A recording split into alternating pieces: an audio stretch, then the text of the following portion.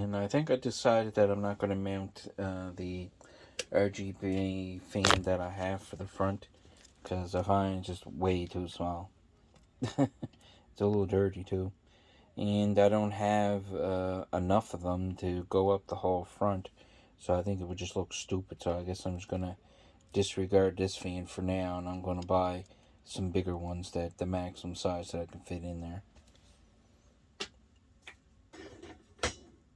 So let's continue on with the RGB that I keep saying I'm going to do.